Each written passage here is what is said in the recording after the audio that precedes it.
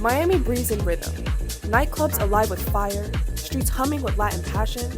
Beyond the glare and the spaces in between, underground artists carve their own voices into the city's ever-evolving heart. They hustle into cramped studios, repurpose empty lots into stages, and turn street corners into exhibitions, proving that art here isn't just made, it's lived. You mentioned how the Miami music scene is kind of like a flashier, poppier vibe, but like that's not my personal experience necessarily. Miami's very club-based and electronic dance music.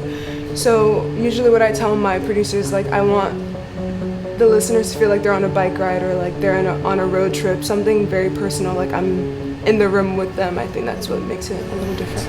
Hi, I'm April Nicole. I am a Mexican-American singer-songwriter and multidisciplinary artist based in Miami, Florida. Hi, I'm Sierra Tay, and I'm an indie pop artist. I've been making music for about 2.5 years now, and yeah. 1,000 meanings and 3 stupid words I fall for every time. Something that I think is different from my music and the music of a lot of my musical peers is that we're not afraid to be soft. We're not afraid to have silent moments.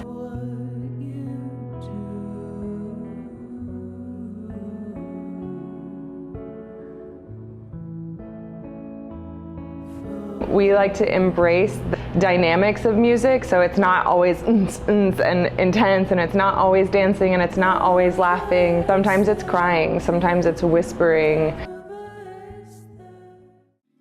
Define my musical identity, I would define it as raw.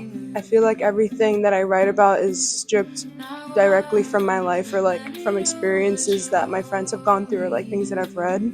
So definitely raw and maybe a little euphoric.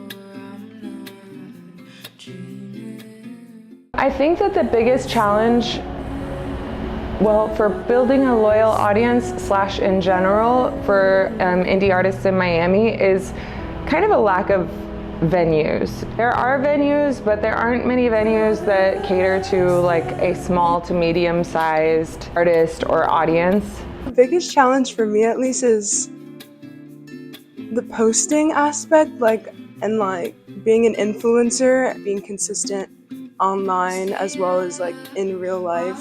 It's kind of hard to find that balance. There's a lot in Miami that inspires the creative process. As I mentioned before, I feel that I have found a very supportive, creative, and vibrant community here, multicultural and multifaceted, and through life and through being a part of this community in this city is a natural inspiration for all of it. The community, I think Miami's very diverse, and I'm like inspired by multiple cultures of like people that are here. I think just like how people connect with each other can be like how we laugh with each other, or just like random memories that we create together. Even if I'm not a part of it, watching people experience things together inspire me.